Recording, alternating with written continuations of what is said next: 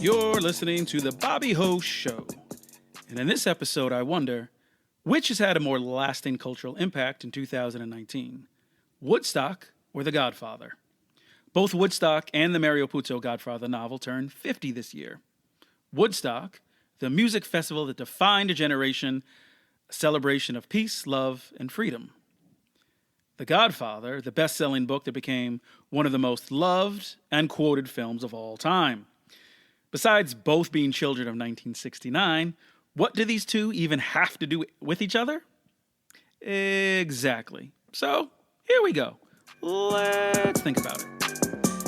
The Godfather. Now, when I'm thinking about which one has more of an impact in 2019, I'm not talking, again, considering what it meant at the time it came out or in the subsequent decades, what it means artistically, the performances, where it ranks as a film.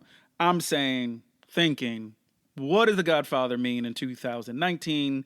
Kind of where does it exist in cultural memory? How does it kind of impact pop culture? For me, what The Godfather represents in current culture and still has an impact is the themes of the pursuit of power at all costs, loyalty above all, and betrayal as the ultimate sin. The bad guys are the good guys, and the good bad guys are fun to watch, they're dark, and they're stylish. Now, in thinking about this, I said 2019, we are living in a Godfather kind of world. We have the head of the executive branch who just wants to be the head of a family. In work terms, from what I've seen, it's not personal, just business. Mass layoffs, more hours, same pay, but with passion, please, economy. In terms of the biggest entertainment pop culture moments, outside of all the MCU Avengers movies, you could arguably say the biggest pop culture moment was the Game of Thrones final season. And what is the Game of Thrones except about the pursuit of power?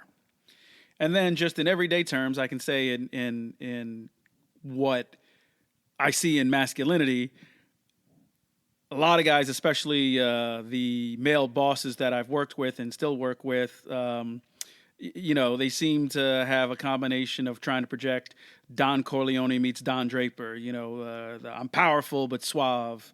I definitely see lots of darkness and Godfather influenced culture. It made me concerned. It made me worried. I said, "Is that it? Is it just about trying to get over and trying to be better and just to win at all costs?" When I my commute to work in the morning, I walk through a train station and there's a guy who plays accordion. And every morning, for some reason, when I walk by, he's playing the Godfather theme. And then I can't figure out whether, he's playing it for people. I think everyone's got two thoughts. Like either like they're playing it, they're like, yeah, I'm Don Corleone. I'm gonna, today's my day. I'm gonna kick butt and I'm gonna take no prisoners and I'm gonna show everyone who's boss. And then, sometimes when you're having a bad day, at least me, I'm walking in and said, yeah, I'm one of the sheep that's getting to get slaughtered today in this Don Corleone kind of world. But, head up and keep going. But to counter that, we have the Woodstock generation cultural impact. Again, thinking about Woodstock, not about what the performances were, not about what it meant to that generation or how it impacted music, or even thinking about necessarily music festivals, just what does Woodstock represent in pop culture in 2019, the themes, sort of just the general feeling. For me, Woodstock, from what I've read and from what I see, it's really about the collective, the idea of coming together collectively in a spirit of peace and love in a time of war, a communal spirit, anti-capitalist sentiment, a feeling of being connected with like-minded souls. So wondering whether the Green Movement and some of the other kind of movements that are erasing boundaries really are the legacy, in some ways, of Woodstock. Professionally, I can say, and I read this on someone posted this on LinkedIn, that they're seeing that how more and more people are defining success is freedom. Now, I know that's a different kind of freedom that they were singing about in Woodstock. However, I think when people are considering how chained they feel to their job sometimes, and how much technology and the demands of certain professions are asking for more and more and more, and invading, well past work hours onto the weekends, where people are thinking about work all the time, and it's something that's always on and never getting shut off. The idea of being free from that stress, from that pressure, from being connected, is definitely something that I know I aspire to. And when I'm talking to other people, it's less for them about money than it is about having the freedom to define for them what financial success means. And then in pop culture, again, to counter kind of all the themes of darkness and the bad characters that we love to watch, I do think there are moments of collective freedom and spirit and spontaneity that tie back to Woodstock. So I'm thinking Beyonce's Brown Skin Girl, all the different memes and social videos and collective movements, and even some of the songs from the Lion King soundtrack, the way people are getting on and sharing it. I said that is a definite moment of collectiveness and belonging and freedom that is lively, that is life, that is counter to a lot of imagery and advertising. Maybe that's a Woodstock moment. Lil Nas X, Old Town Road, thinking about the way that he's just blurring boundaries and being who he is, and how, that's just creating not just a catchy pop song, but really seems to be helping others sort of say, wait a minute, I don't need to adhere to kind of the definitions of who they think, I should be, and it's okay to be free and be me. And then in general, just, all the different ways that people are connecting on Twitter and even Instagram. People, are finding, at least I know I am, in different moments, not just to talk about, shows, but different topics that are trending, and you're like, that's me too, and seeing what different strangers are going through, and encouraging, and being able to connect virtually that way, even though it's not in person. I think that's a definitely freeing Woodstock moment. But which one has more cultural impact?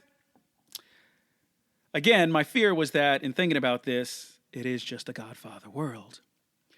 But when I'm thinking about what gives life, what gives hope, what moves me forward, the moments that I know I've been in a communal space, for example, Brooklyn Museum's First Saturday. When you're in that space, then usually I'm there with my family, with my wife and my 3 kids, and we're dancing. And when the DJ, even though it's not live music, but when the music's going and the DJ brings it down and everyone's singing and moving along and making space, that connectedness, that life, that togetherness, that sense of belonging, and because it's a free event and it's not trying to be necessarily about profiling, that moment has energy and moves, I know, me and my family even past that night. And it's something that I think about, even in days and weeks later. So while it might feel like the Godfather ethos is winning, I'm going to put my hope in the Woodstock movement.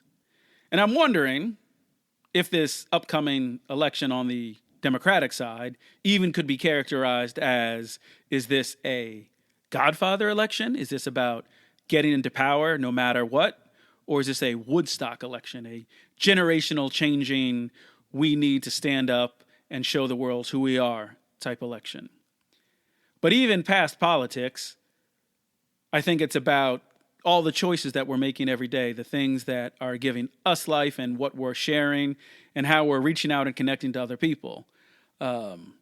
Godfather ethos to me is something that's sort of very insular and individualistic. And while it's, still about family, it's still a very small defined thing. And I know I've fallen into that. It's, about making sure I'm providing for my family and we're getting ours, and, then hopefully connecting a little bit past, but not really looking much over our own needs and their needs. And, family's real.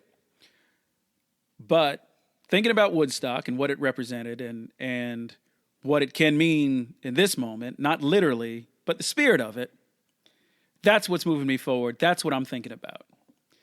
I'm curious what you're thinking about, what you define as your Woodstock ethos, what you think about The Godfather. Maybe you're reading these two things wrong. Which one do you think has had more impact in 2019? I got a new website, bobbyhoshow.com. Would love to hear your comments there and connect with you. And until next time, outro music by Ivy Sparrow Music.